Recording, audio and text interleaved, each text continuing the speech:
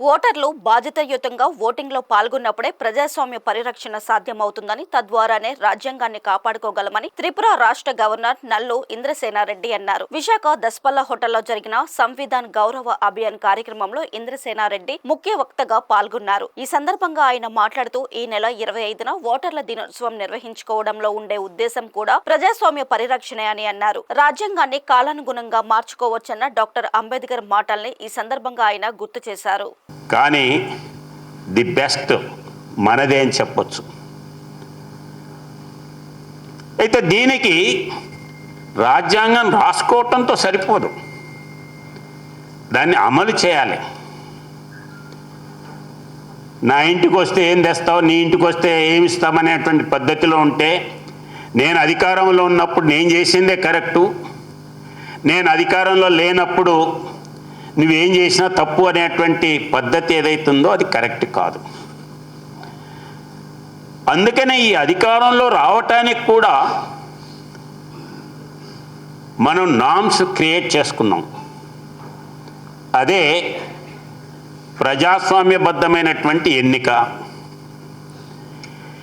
ఎన్నికలు అనగానే election commission of India, ఎన్నికలు ఇక్కడ బాగా జరగటం లేదు, రిగ్గింగ్ చేస్తున్నారు, అధికారంలో ఎవరుంటే వాళ్ళే వస్తున్నారు, లేకపోతే ఇక్కడ ఉండేటువంటి ఎలక్ట్రానిక్ సిస్టమ్ బాగాలేదు, ఇవన్నీ మాట్లాడేటువంటి వాళ్ళు ఉన్నారు.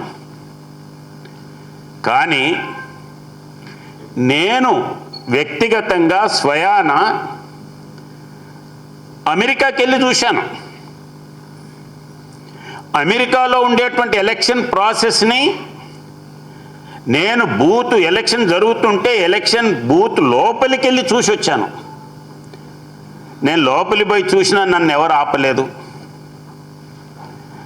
ఆడ ఎవరైతే పోస్టల్ బ్యాలెట్ తీసుకొని వస్తారో పోస్టల్ బ్యాలెట్ తీసుకొని వచ్చిన తర్వాత అక్కడ తీసి ఓపెన్గా తీసి డబ్బాలు వేస్తాడు. ఓపెన్గా తీసి డబ్బాలు వేస్తే దాని సీక్రెసీ ఏడుంది? ఆ ఎదురుగా కంప్యూటర్ ఉంటుంది, కంప్యూటర్ యొక్క మానిటరింగ్ మీద అతడు ఎక్కడ కొడుతున్నాడు అనేటువంటి మనం చూడొచ్చు. సీక్రెసీ ఎక్కడుంది? పోస్టల్ బ్యాలెట్ అంటే ఎవరు వేయాలనో వాళ్ళు వచ్చి వేయరు, ఎవరైనా వచ్చి వేయొచ్చు. కాబట్టి సీక్రెసీ ఎక్కడుంది?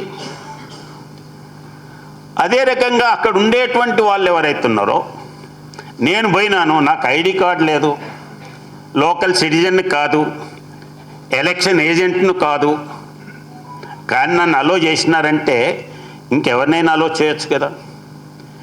కాబట్టి ఆ రకమైనటువంటి పూల్ ప్రూఫ్ సిస్టమ్ అక్కడ లేదు.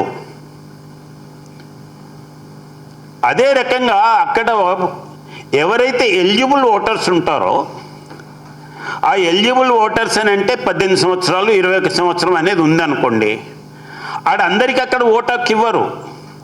ఎవరైతే వాళ్ళకి ఇష్టం ఉండి వాళ్ళ యొక్క దీంతో వచ్చి రిజిస్టర్ చేసుకుంటారో వాళ్ళకు మాత్రమే ఇస్తారు. కానీ మన దగ్గర ఏంది, మొట్టమొదటి 21 సంవత్సరానికే ఉండేది. 21 సంవత్సరానికి ఉన్నటువంటి దాంట్లలో వీళ్ళు చదువుకున్నటువంటి వల్ల, చదువు లేనటువంటి వల్ల అతడు వచ్చి అప్లికేషన్ పెట్టుకున్నాడా పెట్టుకోలేదా కాదు. మనమే ఇంటింటికి పోతాం, మనమే ఇంటింటికి పోయి ఎలిజిబుల్ పర్సన్స్ ఎవరైతే ఉన్నారో వాళ్ళందరినీ కూడా ఎన్రోల్ చేపిస్తాం. కానీ అమెరికాలో ఆ సిస్టమ్ లేదు, నీవు పోయి ఎన్రోల్ చేసుకోవాలి. కాబట్టి దాని యొక్క ఏ రకంగా అది స్ట్రెంత్ అనో ఒకసారి ఆలోచన చేయండి. అదే రకంగా ఎలక్షన్ రోజు మనం హాలిడే డిక్లేర్ చేస్తాం. ఈరోజు ఎన్నికలు ఉన్నాయి, ప్రజాస్వామ్య పద్ధతిలో మీరు ఎన్నుకోవాలి, ఎన్నుకునేటువంటి రైట్ మీకుంది, దాన్ని సద్వినియోగం చేసుకోండి అని చెప్పి హాలిడే మనం ఇస్తాం. హాలిడే మిస్యూజ్ చేసే వాళ్ళు ఉన్నారు, అది వేరే అనుకోండి. కానీ ఆ రకంగా అక్కడ లేదు. అమెరికాలో హాలిడే ఇవ్వరు. 2 గంటలు పర్మిషన్ తీసుకొని పోయి ఓటేసి రావాలి. కాబట్టి ఎవరిది బెస్ట్ సిస్టమ్? రాజ్యాంగం స్ట్రెంత్ ఎక్కడుంది? అదే రకంగా మన దగ్గర 21 ఇయర్స్కి వెళ్ళి 18 ఇయర్స్కి చేసినాం. 18 ఇయర్స్కి మెచ్యూరిటీ ఉంటుందనేటువంటి దీంట్లో చేసినాం. మనం బ్రిటిష్ నుండి తెచ్చుకున్నాం. బ్రిటిష్లో లేనటువంటి అధికారాలు మన దగ్గర ఉన్నాయి.